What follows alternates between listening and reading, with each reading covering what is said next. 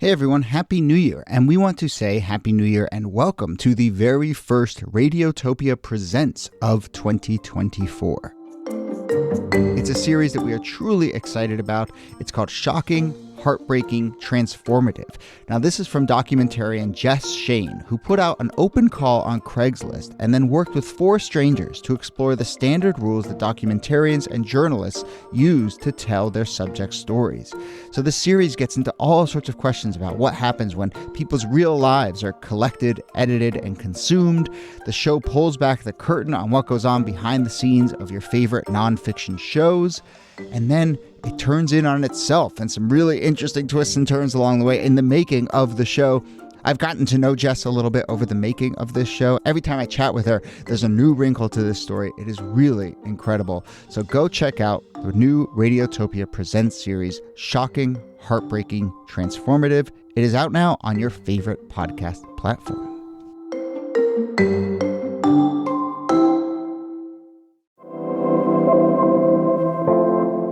Hello and welcome to This Day in Esoteric Political History from Radiotopia. My name is Jody Avirgan.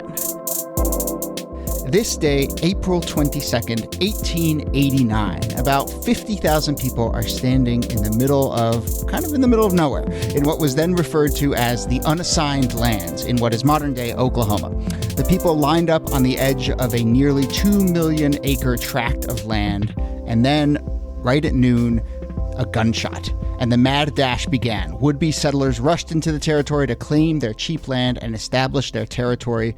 By the end of the day, both Oklahoma City and Guthrie, Oklahoma had established cities of about 10,000 people. A week later, there were schools. Within a month, Oklahoma City had 5 banks, 6 newspapers. What I'm describing here is the Oklahoma land rush, a free-for-all moment that kind of feels like Capture the Flag meets Manifest Destiny. So here to talk about that very wild moment are, as always, Nicole Hemmer of Columbia and Kellie Carter-Jackson of Wellesley. Hello. Hello, Jody. Hey there. And our very special guest this episode is Sam Anderson, a writer for the New York Times Magazine and the author of a book called Boomtown, which is about this moment and all sorts of other strands that come together in Oklahoma City. So, Sam, thank you for doing this. Hey, thanks for having me. Sam, you can cover your ears here, but I'm going to say some very flattering things. I think Boomtown is the best nonfiction book, maybe of the last 10 years or so. Woo! It is really genuine. I had to, you know what? I had to look that up because Warmth of Other Suns came out 10 years ago. So depending on when you did that. Yeah, don't do that. Don't do that. But nevertheless, like seriously, there's no ceiling to the amount of praise that I can offer to Sam's book. It is really wonderful. And it does describe the chaos of this moment. So Sam, in my intro, I used things like lined up and there was a gunshot and everyone started. It wasn't that. It wasn't that orderly, right? No, I mean, yeah, the way you described it is absurd, but the absurdity goes so many layers deep. And so much of what happened that day was just like wrong on every level. And just I think I describe it in the book as a bad idea executed very badly. The chaos was much deeper than that. You had, anywhere from 50,000 to sometimes people say 100,000 people, obviously is hard to track, lining up around this kind of ill-defined border in the middle of what was then known as Indian Territory. So the border was 300 miles around. And some places it was, marked by a barbed wire fence or a big stone or a creek. Other places it was completely unmarked. Impossible to supervise that much territory. So you had settlers coming from literally all over the world, or at least as far away as Europe, and just finding what they thought was the best spot to wait for the signal to charge, or to not wait for the signal and sneak in and cheat. There were many, many, many cheaters that day. So I mean, yeah, and it wasn't just a gunshot. There were gunshots in some spots. There were in the northern edge, they actually held a long rope, and a bugler waited for the moment of noon to blow his bugle. And there's stories that, the moment the bugle touched his lips, a note didn't even come out. People just burst through the rope. Down south, there were people standing in the middle of a river, sinking in quicksand, waiting for the signal. You had cannons going off in other places. In other places, there was no supervision whatsoever. And so people were literally looking at their 19th century watch which, watches differed very widely in terms of what time it actually was. So people were kind of just like trusting their gut and going for it. So it was total chaos, unregulated chaos. Chaos for free land, right? Like there was something that was really driving these people, that the idea that they could have free land and all this opportunity that came with it. And you could just as cutthroat as like deals on Black Friday are, the idea that you could just get a free 160 acres of land is quite the thing. Yeah, Jody said cheap land, but it was free land. And this was, remember, 1889.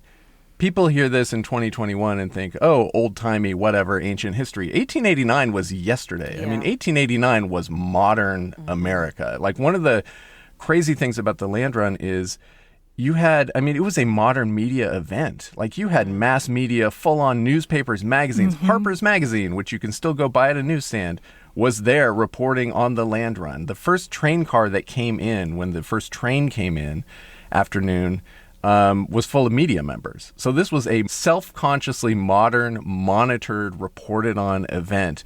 And again, we're basically 10 years from the year 1900. So America is like closed. Free land in America is kind of, that's an old story.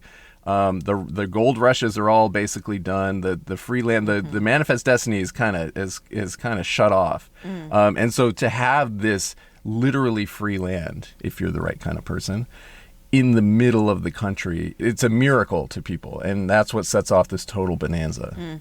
I was going to add to that because, you sort of hinted at it, if you're the right kind of people. Like, Black people are also looking at this like, hey, this might be our shot. This might be our 40 acres and a mule a little bit late. But, their opportunity to be able to take part in this, or single women's ability to be able to take part of this, everyone is looking at land and still very much equating land with wealth and equating land with this idea of it's more than opportunity. It's an ability to create sort of like a stronghold for your family, economically speaking. This is like what you pass down to your kids and your kids' kids, and it stays within generations. You have this land. But the other aspect of that too was that, there were people who lived on this land. When we think about Indian removal and we think about the Trail of Tears, like, the Cherokee and the Chickasaw and the Choctaw and all of these Native American groups are present at this moment as well. And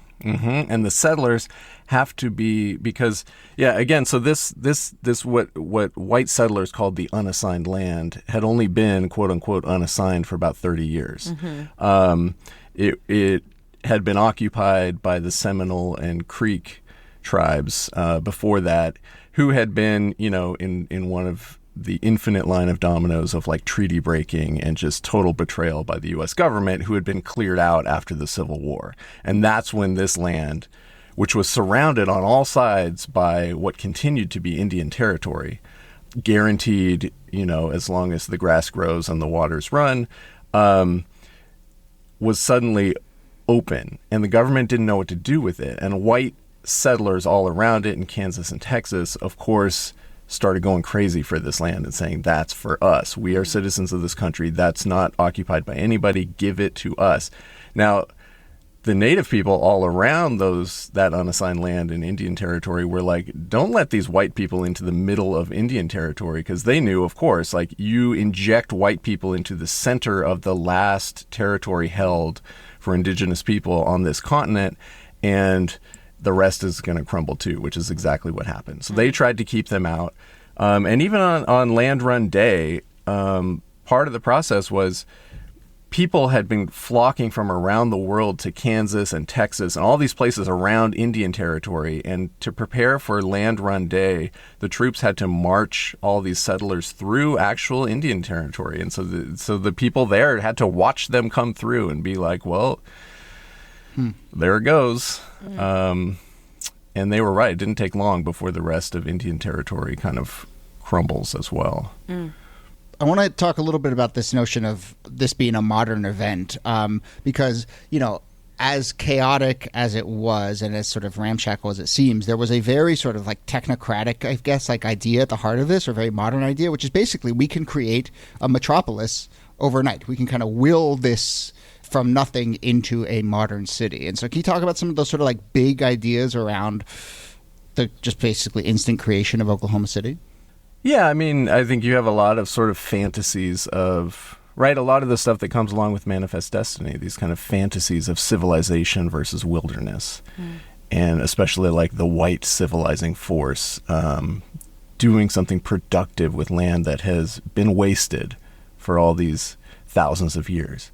And so you had, I mean, starting much earlier than the land run, you had these raids of white people agitating for settlement who were building like model cities in the middle of the unassigned lands and then being arrested and taken out. And they were essentially just like mowing giant streets, like mowing street grids and saying, look what we could do with this land if you gave it to us. And the federal government was like, get out of here, it's not yours. So there absolutely was this fantasy. I mean, the amazing thing about it is what an obvious fantasy that was and how unrealistic it was, because the land run, again, yeah, total chaos. And because it was essentially a media event, we have all these firsthand accounts of what happened. And I mean, the moment the signals went off, you got people racing across the prairie in these wagons that are not meant for rough riding. And so they're busting apart on creek beds and buffalo wallows, and people are shooting to speed their horses up and accidentally shooting each other, and horses are dying of exhaustion. And so then you have all these people arriving at what they consider the best town sites in the area. And these are places usually where the railroad tracks that have been built through not long before cross over rivers. And Oklahoma City is one of those. Guthrie is another. And so you get these clusters of, up to 10,000 people in a matter of hours. And people are claiming land, and they're claiming what they think is the most advantageous land. And there are people, there are cheaters who have set up with surveying teams and already laid out streets by the time they get there. And they're offering to sell people town lots on no authority whatsoever. There's no governmental authority. There's no structure whatsoever set up. And so people are running around buying lots on dubious legal standing or just claiming lots. And the lots end up naturally just being, it's just chock-a-block private property. The entire area becomes solid private property, which of course, anyone who knows how a town works, you need a street to go down between the private property, right? Yeah. Maybe a park would be nice, like a real luxury. A store. It's just something. Negative space. Any kind of negative space would be cool. But that doesn't exist in Oklahoma City. So people wake up the next morning and look around and are like, what did we just do? And where are we? And what is this place? And how is it going to function? And so you get this really like grinding, horrible process of trying to impose rational order and some sense of real functional community living on this space. And it's kind of a miracle that the whole thing didn't blow up and just cease to exist. But I write about a real hero, this kind of lawyer guy, Angelo Scott, who kind of took the reins and was the voice of reason in helping people to figure out what was really in the collective interest. I think that's so fascinating because, there are no policing forces, like there's no sort of like town sheriff yet or someone who's bringing law and order, or the idea that, that you could get into these violent, deadly fights and there's not a lot of like consequence or repercussions for these actions. People are just moving on their own. And that's just wild to me. Yeah, it's such a great parable of America and our fantasies of individual freedom and property versus any kind of reasonable collective sense of what it means to live together with other human beings. I mean, there's one great story from those first hours where a guy claimed there was one well there in the area. There was a little railroad station, so they had set up kind of very basics of living, and there was one well with drinking water, and a guy claimed it as his plot, and he stood up against it with his guns drawn and said, "Anybody want a drink of water? 5 cents." And he's just raking it in because, we're thirsty. We just raced a lot of miles across the prairie and almost died 12 times. And so I would like a drink of water. I guess I will pay you a nickel, which is a lot of money at that time. Yeah. And Yeah, he did this for some hours, and then finally the federal troops who were nominally in charge came and kicked him off and said, we're going to go ahead and reclaim this well for the public interest. So there were lots of stories like that. So it's just such a perfectly American parable. And libertarianism run amok, which is also a absolutely, yeah, nice lesson. Absolutely, yeah. And I think that DNA, as you trace, goes all the way through to modern day Oklahoma and Oklahoma City. We should clarify and point out, this is where we get the term Sooners, right? Mm-hmm. Yeah, the Oklahoma Sooners, who are still the mascot of the University of Oklahoma. A Sooner, most people don't know, is a great synonym would just be a cheater. Somebody who somebody who went early, who camped out. I mean, there were people who lived like in holes, who hid in the bushes along creeks inside the unassigned lands for weeks before this thing opened up. And there's this incredible scene that I describe in the book of the federal captain who's kind of in charge, waiting at what will become Oklahoma City at the moment all the signals are sent. Now he's 15 miles from the nearest border of the unassigned land, so he's ready to wait for a while, for an hour or so, for people to start arriving. The moment the bugle sounds in the middle of the unassigned lands, people start popping out of the bushes. People start riding up on horses from nowhere. People are leaping out of train cars and from under train cars parked on the tracks, and it's instant city. And he's completely overwhelmed right away. So there's no delay whatsoever. And those are the Sooners. And it's so fitting, right? Because it's stolen land and it's all broken contracts and treaties. And so, of course, it's also just like people who are like, we know the rules don't apply. We've seen how this all has been working out. And it worked out for them. Wow. Totally. It's such a perfect little episode of white supremacy, manifest destiny, libertarianism, a kind of like blind self-interest and faith that will somehow work out. So I think way more people should know about this. I mean, I just couldn't believe when I started writing this book, I'd heard, I think, the term, land run, land rush. I kind of knew what it was a little bit, but I started reading details and just instantly could not believe this ever happened on Earth. And I don't know why more people don't know this story. Yeah. Well, now they need to all run out and buy your book. I know. Okay. Yeah. Buy the book. And then sell the film rights. Well, to that end, Sam, I mean, your book is about so much more than just this moment. It is about Oklahoma City, but it's all built around, I mean, you used the phrase earlier, instant city, right? And I think that captures so much. Boomtown, also great title, but I think it captures so much about how Oklahoma sees itself. So paint that picture for us about how you feel like this notion of we are an instant city carries forward to this day. I mean, I think it's really in the DNA of the place. It's a city, again, that formed instantly very late in American history and has been, since that moment of formation, intensely self-conscious about its place in America and its status in America, and hysterically wants to be considered a real city, a real major American place, on par with any rival city you could care to name. And so you can point to dozens of ridiculous decisions that city planners have made since the land run to try to kind of vault this place from the third tier of American cities up into the first tier.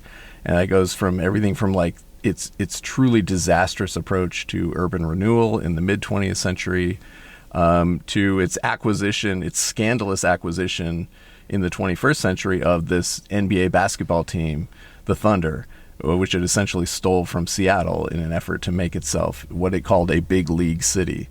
And so it really just marks the place. I mean, I came to love Oklahoma City, but it does have this kind of civic inferiority complex that really drives it in an extreme way. I mean, I think all cities have some flavor of this, but it's really extreme in Oklahoma City. I'm curious because we're also just a few days off from the anniversary of the bombing in Oklahoma City, which I think is, for many Americans, the association that they make with Oklahoma City. And I was wondering, especially because of the tension that runs through this kind of white supremacy, libertarianism, and the presence of the federal government in that space, is there a connection between the story that we're telling about the 1889 and the events that unfold in Oklahoma City, more than a century later? Whew, that's a great question. And it's one, absolutely yes. And it's one that I think is really important to understand, and it's one that's also extremely sensitive to the people in Oklahoma City. And some of the people I really love in Oklahoma City have gotten very angry at me when I make this connection.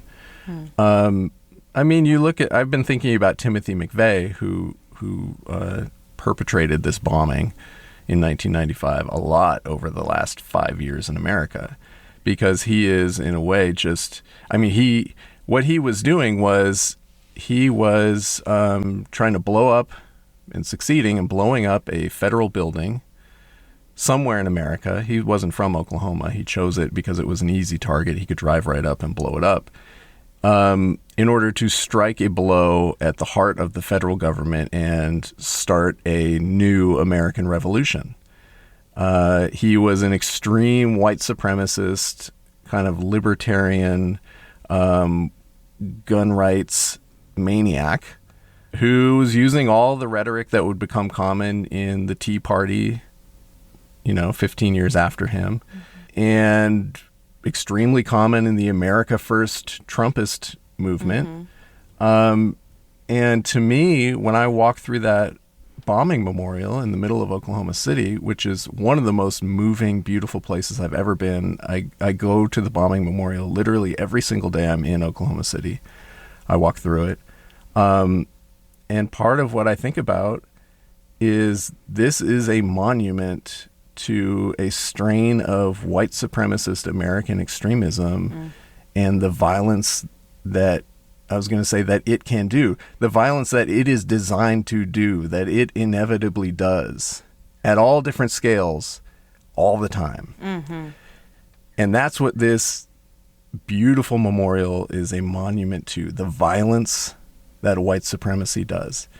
And so when I see people in Oklahoma lining up behind a figure like Trump and these white supremacist ideas, I want to point to that memorial and say, this is what that's about. This is what that leads to. This is what violence against the government leads to. Timothy McVeigh would have been Trump supporter number one and would have been rioting at the Capitol on January 6th. This is just ideologically all the same stuff that he believed in. And people get really upset with me when I say that. To me, it's not controversial in any way. It's not an interpretive leap. It's just connecting two dots that are right next to each other. So it's kind of a hell of an epilogue too. You know what I mean?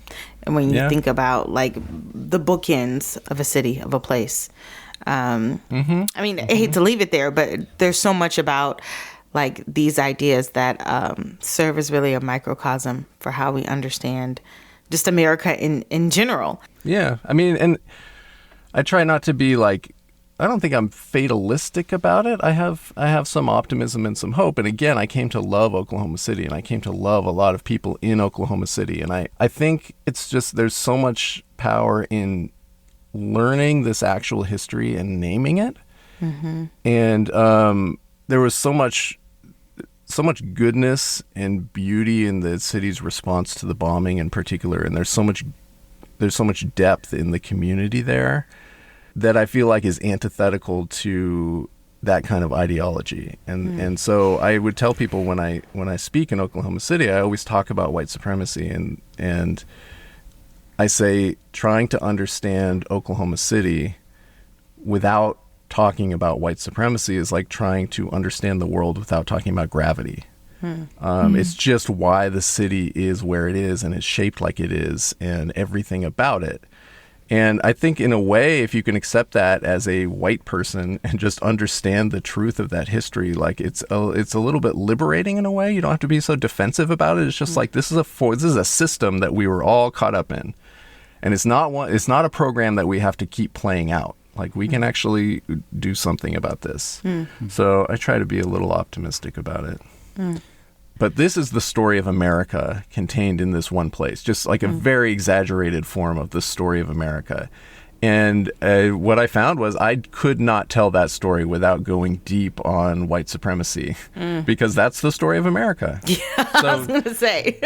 So Can relax, you tell Oklahoma. The story of America? No, you can't. And that's what Oklahoma City taught me. And so, I mean, many other places could have taught me that. It's just that this book came along at the right time for me to do that deep dive and like teach myself. It's just the story of America, which is a really heartbreaking, disturbing, sad, weird, absurd, hilarious, tragic story. You know? A comedy in the real Greco sense of it. Yeah, totally. And, you know, one in which, as you're saying, all of the strands connect and matter. And I think that's kind of one of the joys of, and just sort of like miracles of your book, Sam, is like that it is, let me see if I can list all the things. You know, I probably am going to miss things, but, you know, there's basketball, civil rights, tornadoes, the land rush, indie rock, you know, I mean, all of these things do barbecue. Feel specific and big. Yeah, there is food. There's food. Yeah, but yeah, I mean, and so, you know, it's just this like tour de force and this realization that all these strands do connect, and both in their specific ways and in these larger ways. So thank you for writing the book, and thank you for joining us today. This was really great. My pleasure. I love the podcast, so I'm happy to be on it. Let me know next time a historical date comes up that I've said something about. We will, for sure. Okay, well, Sam Anderson, writer for the New York Times Magazine and the author of Boomtown. Thanks again. And Kellie Carter-Jackson, thanks to you. My pleasure. And Nicole Hammer, thanks to you. Thanks, Jody. This Day in Esoteric Political History is a proud member of Radiotopia from PRX, a network of independent, listener-supported, artist-owned podcasts. Our researcher and producer is Jacob Feldman. Our producer is Brittany Brown. Kala Nakua helps with our transcripts, which you can find at our website, thisdaypod.com. Also on our website is a way to get in touch with us and a way to support the show directly if you would like. You can become a monthly member or you can give a one-time donation. Thank you so much for doing that. Follow us on social media. We're at thisdaypod on Instagram and Twitter. My name is Jody Avirgan. Thanks again for listening, and we'll see you soon.